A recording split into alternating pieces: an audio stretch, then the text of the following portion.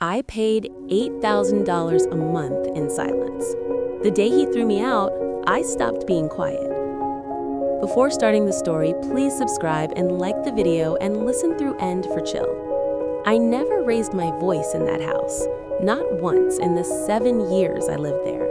I learned early that quiet survived longer than truth. The house sat on a gentle hill in a gated neighborhood where the lawns were always trimmed and the neighbors waved without knowing your name. It was the kind of place where people assumed stability simply because the houses looked expensive and the cars were washed twice a week. From the outside, we looked successful, comfortable, normal. Inside, everything was measured. My steps, my words, my breathing. My husband, Daniel, liked control disguised as concern. Why do you need to go out so late? Who's texting you? Do you really think that outfit is appropriate? He never yelled. That was the trick. He spoke softly, like a man correcting a child. And I listened, because it was easier. What he didn't know, what no one knew, was that I paid for almost everything. Not because he asked, because I chose to. When we moved into the house, Daniel insisted it be in his name. He said it made sense. His job looked better on paper. His credit score was louder than mine. I didn't argue. Instead, I paid the mortgage, $8,000 every month, quietly, from an account he never checked. The utilities, the taxes, the insurance, the renovations he bragged about to his friends, all me. He paid for dinners, vacations, appearances. I paid for permanence. At first, I thought love meant compromise. Then I thought survival meant silence. But silence has a way of collecting interest. The night he threw me out started like any other. He came home late, loosened his tie, dropped his keys into the ceramic bowl by the door, the one I bought but he called ours. He looked at me like I was already in his way. "We need to talk," he said. Those words are never neutral. He stood in the living room, arms crossed, the television glowing behind him with muted news. I stayed in the kitchen, wiping a counter that was already clean. "You've been different," he said. I waited. "You don't listen anymore." I almost laughed. Instead, I stayed quiet. Silence had taught me patience. He continued, "I think you should leave for a while. You need space. I need peace." Space. Peace. Funny how men use gentle words when they mean exile. "I'm not leaving," I said softly. That was the moment his expression changed. Not anger, something colder. "I own this house," he said. "You don't get to decide that." He walked past me, opened the hall closet, and pulled out a suitcase. "You can stay with your sister," he added, already unzipping it. "I'll have the locks changed tomorrow." My chest tightened, but my voice didn't shake. "Are you kicking me out?" I asked. He shrugged. "Don't make this harder than it needs to be." I went to the bedroom, packed slowly. I folded my clothes the way I always had, neatly, carefully, as if order could soften humiliation. He stood in the doorway watching me. "You should be grateful," he said. "I'm being generous." I left with one suitcase and my laptop. I slept in my car that night, not because I had nowhere to go, because I needed the silence to break. In the dark parking lot, I opened my laptop. I didn't cry. I made calls. The next morning, I contacted my lawyer, the same one who'd helped me structure the payments years earlier, back when I still believed preparation was paranoia. Then I called the movers. Not the kind that pack boxes, the kind that enforce ownership. At exactly 10 a.m., 3 black vehicles pulled into the driveway. Daniel was still inside, probably drinking coffee from the mug that said King of the House. He opened the door in sweatpants, confusion etched across his face. "Can I help you?" he asked. The lead mover smiled politely. "We're here on behalf of the homeowner." Daniel laughed. "That's me." I stepped forward. "No," I said, "it's me." The silence that followed was heavy, the kind that sinks into walls. I handed over the documents, mortgage statements, payment histories, legal ownership transfers. Every signature, every receipt, every month I paid while he believed I was dependent. Daniel's face drained of color. "This is a mistake," he said. "She doesn't work." "I do. I just didn't announce it." The movers were calm, professional. They gave him 2 hours. He tried yelling, then threatening, then begging. Neighbors watched from behind curtains. By noon, his belongings were on the lawn. By 1, the locks were changed. By 2, he was sitting on the curb, staring at a house that no longer recognized him. I didn't say a word. I didn't need to. Power doesn't explain itself. That night, I slept in my bed, alone, peaceful, and for the first time in years, the silence wasn't afraid of him. It belonged to me. That night, after the movers left and the street went quiet again, I stood in the doorway for a long time without turning on a single light. The house felt different. Not larger, not smaller, honest. Every room still carried his fingerprints, the indentation in the couch where he always sat, the faint cologne in the hallway, the dent in the wall the night he slammed his fist near my head and then apologized for losing control. I walked slowly, barefoot, like a guest in my own life. In the bedroom, I opened the closet and saw empty hangers swaying slightly, still unsettled from being touched. For years, I had folded my clothes smaller than necessary, shrinking myself to make room for his presence. Now, there was space. Too much space. And that's when it hit me. Not triumph, not satisfaction, grief. I sat on the edge of the bed and pressed my palms into the mattress, grounding myself, because suddenly my chest felt hollow, like something had been removed without anesthesia. I had won, but winning doesn't always feel like victory. Sometimes it feels like standing in the wreckage of a war you never wanted to fight, realizing the cost wasn't just money or time, it was pieces of yourself you would never get back. I cried then. Not loudly, not dramatically, just quiet tears that soaked into my shirt while I stared at the wall and tried to remember when I stopped believing I deserved kindness without conditions. I thought about all the times I had defended him. He's just stressed. He doesn't mean it like that. He had a rough childhood. I made excuses so convincing I almost forgot they weren't truths. Around midnight, my phone buzzed. His name. I didn't answer. Then again and again, finally a text.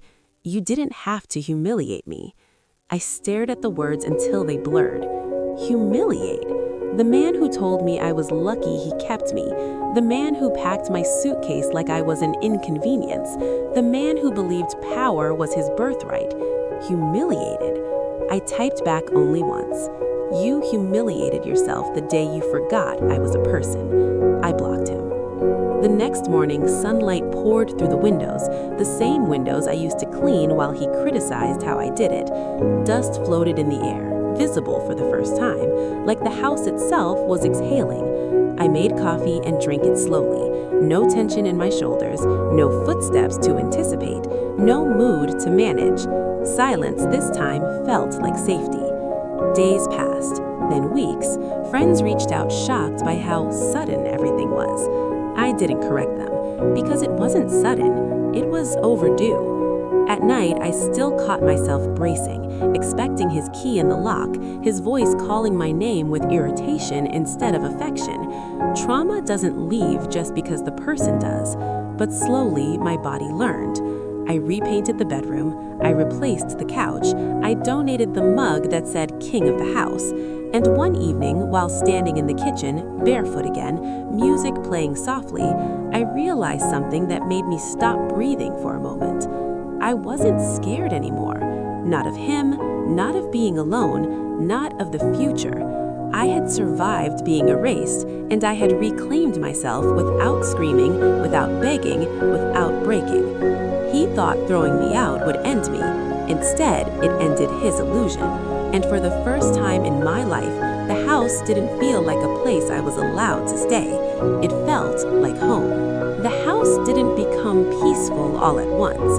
That's the lie people tell about escape, that once the door closes, the fear stays outside. It doesn't. Some nights I woke up choking on nothing, heart racing, convinced I'd heard his footsteps in the hallway. I'd sit upright in bed, scanning shadows, my muscles locked in a readiness that had once kept me alive. Even though he was gone, my body still belonged to him. Trauma is loyal like that. I stopped sleeping in the bedroom for a while. The mattress felt too aware of me. I dragged a blanket to the living room and slept curled on the couch, lights on, television murmuring nonsense just to keep my thoughts from turning inward. Silence, when it came, wasn't gentle. It was accusatory. It asked questions I'd spent years avoiding. Why did you stay? Why did you shrink? Why did you pay to be erased? I avoided mirrors, not because I didn't recognize my face, but because I did. I saw the woman who had nodded through disrespect, the woman who had apologized for existing, the woman who had mastered endurance instead of escape. Power didn't feel clean. It felt heavy, like holding a weapon after the battle, realizing it saved you, but also changed the shape of your hands. One afternoon, I found a shirt of his still folded in the laundry room. I pressed it to my face before I could stop myself, breathing in a scent that made my stomach twist. I hated myself for missing him. Not him, the man, but the version of me that believed love was coming if I waited long enough. That hope was harder to bury than the relationship. Bills still arrived in my name. $8,000 a month still left my account. Ownership didn't mean freedom from responsibility. It meant carrying the full weight alone, without illusion. Some days I wondered if I'd simply traded one prison for another. The house was mine, but so was the silence, and silence can rot if left unattended. I stopped answering calls, stopped explaining.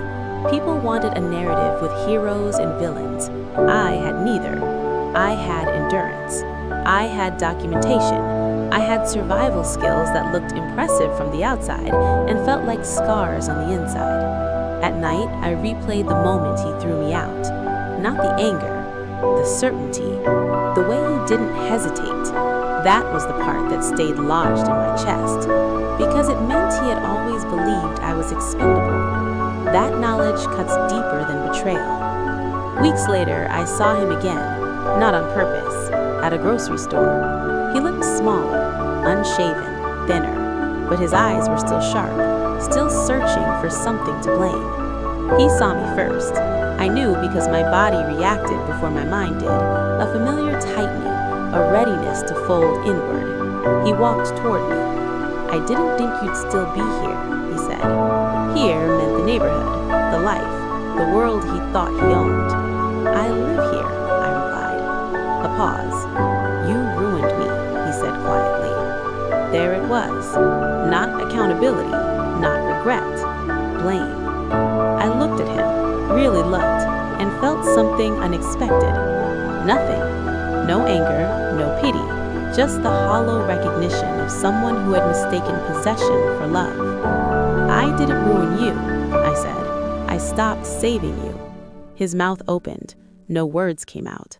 That was the moment I knew the power dynamic had finally died.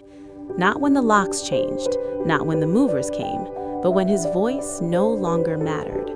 That night, I sat alone in the dark again, but this time the darkness didn't feel like punishment. It felt like truth. Freedom, I realized, isn't warm. It's cold. It strips you of excuses. It forces you to grieve the person you were while becoming someone unfamiliar.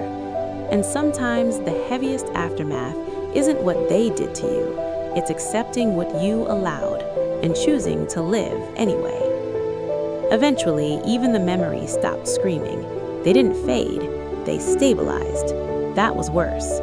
I stopped expecting closure. There was none coming. Abuse doesn't end with apologies or realizations. It ends when the body recalibrates to a new baseline and calls it normal.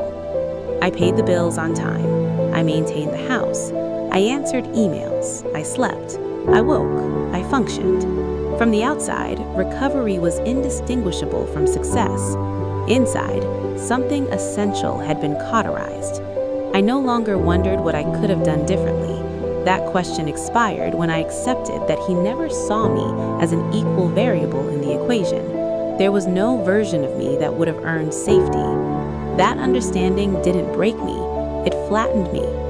One morning, months later, I found the last document with his name on it, an old insurance form buried in a drawer. I stared at it briefly, then shredded it without hesitation. No ceremony, no satisfaction, just removal. That's what healing looked like for me. Not forgiveness, not triumph, but deletion. I didn't think about him anymore unless prompted. His absence became procedural, like a system update that quietly removed a corrupted file.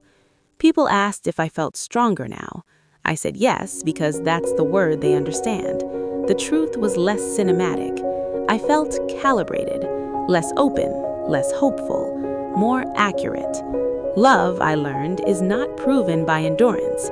Power is not loud, and survival does not guarantee innocence.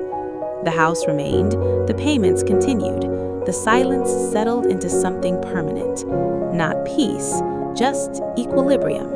And if that sounds cold, it's because cold things last.